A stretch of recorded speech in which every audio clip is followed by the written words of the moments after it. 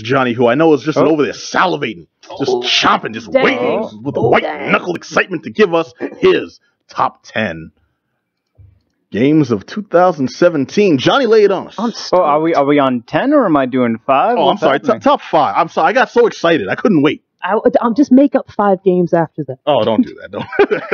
It's like Sandwich Pro. Learns Ball. Learns Ball 2000. Yeah. Snail the Revenge. I'd play that. This time it's slimy. Okay, so my top 5 games of 2017. Number 5 is Divinity Original Sin 2. So this is a sequel to a game that came out. It was a Kickstarter project that got a whole lot of backing, and they actually delivered. So for the first one, they actually delivered and created a fantastic game. There's a sequel to that. They pretty much cranked everything that they did in the first game up to 11, and that's what Divinity Original Sin 2 is. The first one, it was one of the unique aspects of it was that it's co-op RPG campaign. So you're playing through a meaty RPG campaign story with your friend if you want. And in this one, Original Sin 2, they bump it up to 4 people. And the big thing is that you can make decisions on quests and other story elements that impact one another, and you have to, if you come at odds with one another, that will actually end up causing disputes between you and your friends that you're playing with. You talk about in-game, not just in-game. Hey man, stop sitting on my leg. Okay, I'm trying to run this campaign. Or more likely, since we're probably not playing in the same room, hey man, crunching the microphone. Okay, I'm trying to do something here. Or rather, where's Leroy? Wait, Leroy is Leroy on? We got to start. Okay, fine. Jenkins. Okay, I'm guessing those aren't the issues you're talking about. You're talking about in-game stuff. In-game, but that can happen too. I mean, I'll play with my girlfriend through the single player or the campaign mode, and we're basically on double checking because we played the first one, so we were making sure that we're in line with one another before making major decisions. But we messed up on some things. We end up before I kill this unit, I gotta check with the wife. Yeah, we got to make sure we're in line. Real. Every now and then I'll pick some things that she hated that I picked, and she'll pick things I'm like, oh, all right, we'll just roll with it. And sometimes we'd want to go back on a decision, but then I'm like, you know what, we're sticking with our decisions, and then we just keep going, and it changes up the story and the NPCs that you're interacting with. So great game. So that's number 5. Tough love from Johnny there. Number 5. So number 4 is a game called Pyre. This is an indie game. I've heard of this. It is wild. It's so weird to explain because it's like you take a adventure style point and click adventure style game, and then you combine it with basketball / rugby. What? And then you wrap it all in like this very mystical RPG. And that's what Pyre is, where you're leveling up your characters, but you're leveling up their stats to make them better at playing this essentially sports-like game where each so there's your team of 3 contenders, and there's the other 3, and you're performing this rite of fire thing that ties into the storyline and stuff like that. And basically there is a ball that spawns in the middle. You're taking one character at a time, and you're running to the ball, and then you're carrying the ball, the orb, and you're sort of slam dunking it. You're kind of like slam dunking it into the opponent's fire to extinguish their flame, and if you do that enough times, you win the game itself. But you can sort of jump your whole body into the flame, which has its own repercussions if you do that, or you could try to throw it into their fire as well. Now, you got to church it up though. As you do that, you're playing Metallica's "Jump in the Fire." and there's an announcer that's sort of commentating on the things you're doing too. And is it a funny announcer? Is it like one of those? is it a guy that sounds like one of those English Grand Prix announcers Actually, who's announcing every... Wait, if you wait, add really? an echo to what you just said, you'd Really? be pretty close. Yeah. Oh! It is awesome. You know what? I'm with that. I'm actually okay with that. The commentator is he's calling out the characters' names, and because it's an RPG, the things that are happening are the dialogue is very scripted to what's actually happening in that particular matchup, because in the story, it's written into the story. Like you're fighting against in each sort of group that you're going up against has their own little name, and each of the members of that group have their name. So he's like calling out their names. They're cool. So there's different races. That's a no. Like, yeah, they're cool. Sure, yeah. They are cool. It's kind of hard to remember. I only ask because when the games are when I play games that aren't like that are based off of made up sports or made up variations of real sports, you know, damn it, what's the word? Arcade racing games. Yep. Mm-hmm. Games like Mutant League. You know, you get these really funky, kind of awesome team names, and my favorite names of all time are the Screaming Evils, Yeah. and their star Bones Justice. You know, like those are badass names. That's all. Bones that's Justice is a real good name. Yeah, Bones Justice. That is my a favorite. real good name. Yeah, That's like a goth cowboy name. You walk in, you're like, Bones Justice is in town. Oh, you can't mess with Bones Justice. You cannot mess with Bones Justice. Bones Justice. That's great. Bones Justice cannot validate your parking. All right, sorry, John. That's why I asked. I didn't mean to cut you off.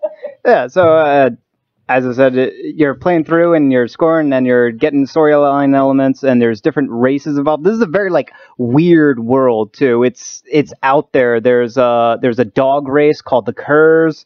There's this. That's cool. I like that. There's this. I guess the humans can turn if they're in this.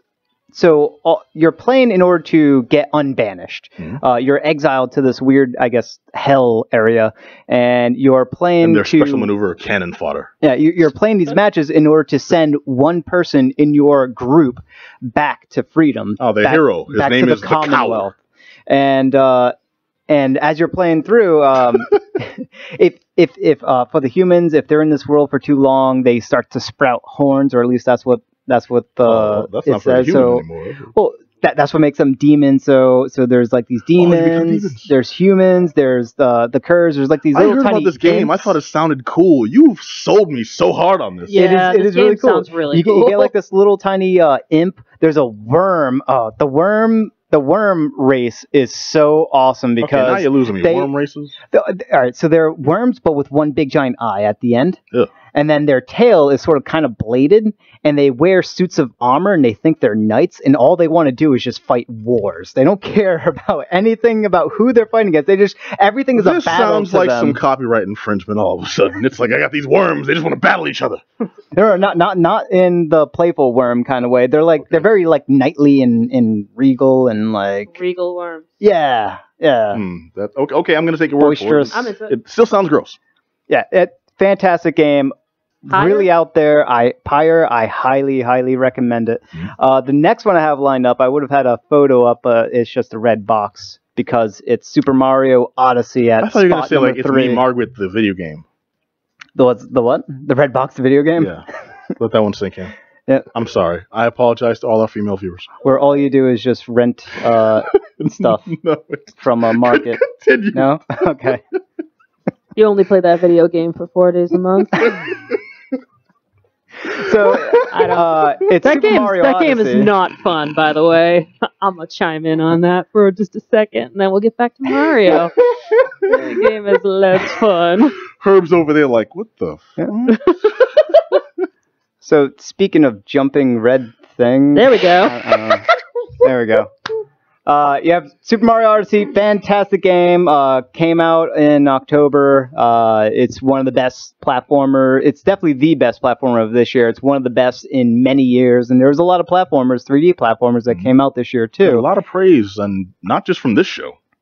Yeah. Because across the board, you I don't know, you gushed all over this one for a solid 5 to 10 minutes. And what was surprisingly a review of Party Hard, so I don't know where that came from. But no, you really dug the hell out of this. I did.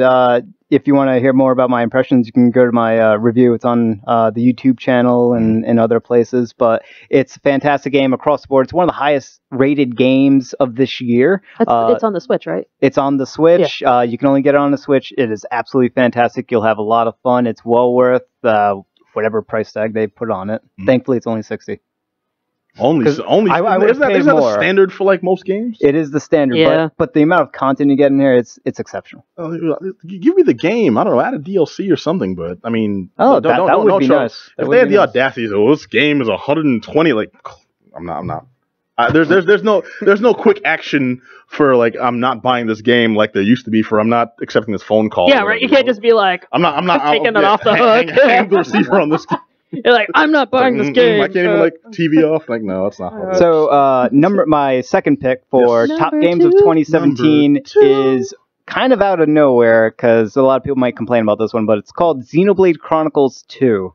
I remember you talking about this one. I don't really remember. I haven't had the chance to review it on the show yet, but that review maybe will be next week or something, some other time. But it's up on the chamber. So it's in the chamber. I'm ready to fire when ready. Sorry, go ahead. Yeah, let's do it. It's a absolutely fantastic world. Another video game where it has this crazy world where it's a JRPG, but the world is essentially made up of these big giant titans. I mean, massive titans that you are. Entire civilizations exist on their backs. They attack and they're naked and they eat people. No, okay. That's Attack on Titan. Ah, yes. Oh, wait, no, those are humans. These titans are sort of like in the shape of different mystical animals. So there's one titan where I remember this one, yes, and they fall from the sky and you climb in them and they can walk alongside you like pets and they fight. I think that's Voltron. No. They're bigger than that. They're actually way bigger than that. They're like the size of a continent, each titan. Oh, are they like? Yeah, they are. So, are you climbing them and trying to kill them to save your dead girlfriend? Yes, that's right. And then it turns out she didn't want you anyway. She didn't want you anyway. And you're just killing gods. They're actually bigger than that. They're way bigger than that. I remember. Yes, they come out of the fountains and they've got big boobs and they give you. No. They're with still, the pointy ears and that ungrateful chick who keeps getting kidnapped by the pig. They're way bigger than that. You have to think really, really big. Dude, really big. All right. But fantastic game. Okay, they send that silver guy to like eat planets. Oh yeah. I've got. It's not even funny anymore. You are at the level. All right. I was trying so hard. The comedy died like 30 seconds ago.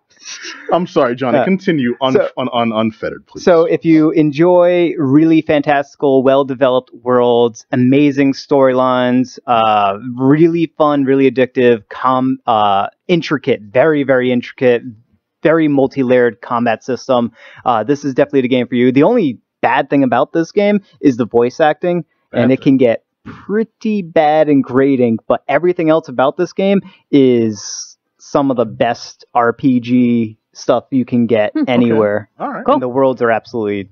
It's just, you can go inside. One titan it's a whale, and you go inside the whale, and I don't even want to begin to describe what's inside that whale. But there's an entire city inside the whale, and its skin is translucent, and then when it surfaces from the cloud sea, the sun will shine through its skin, and you can look up at the ceiling where you're thinking you're in a cave, but all of a sudden the sun is like beaming and glowing through its skin as you're looking from the inside of a whale. That's trippy. Yeah, I was gonna say that's tripped out. That sounds whales, cool. It'd be like plankton and fish guts and a smell. And Jonah and Pinocchio. Yeah, them guys. Yeah, just in there playing poker. You have to play and find out. All right. So without further ado, number one. Surprise, surprise! It's The Legend of Zelda: Breath of the Wild. Of course, yes. As the number one game of 2017. I'm glad I already blew the big boobs fountain woman joke. Yes, you did. Yep. No rupees for you. I'm sorry. But I mean, smash some things, make it feel better. Maybe we'll find some more rupees after. Good call. There we go. Hey, find some pots, chop down some grass. I'm gonna set a bush on fire. I mean, there isn't much more for me to say about this other than it is one of the best games, not only of this year, but of probably the last 10 or more years. This is one of those games that only come once every every so often, and you have to play this game in order to really experience it. It's just absolutely wild. Don't spoil anything. Don't watch videos of other people playing or anything like that and think that you're going to get your fill. It's really something that you have to just play through because it's so immersive. You get a horse, and then you can do stuff. I'm in right there. If I get a horse, you can put like an apple in your hand, and then your horse will just eat it from your hand, and then hearts will fly up your horse's. It will fly off of its head because it has love because you just hand fed it. I feel like you're very bad at selling this game. It's so good. Well, if you could get a boomerang. Feed horses. You can get a boomerang, yes. And then you hit a button to throw it, and then it comes back to you. But you like a boomerang? You won't automatically catch it unless you hit another button to catch it. So it will hit you in the face.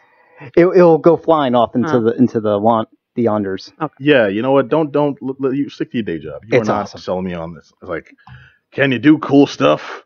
Well, I can feed a horse. I can miss catching a boomerang. All right. Well, the game is Zelda Breath of the Wild, and everyone else has good reasons why you should play it. So give it a shot. All right. Yep. Thank you very much, Johnny. That was the top 10 games of 2017. I, however, want to run down a different list. Oh, my top movies of 2017.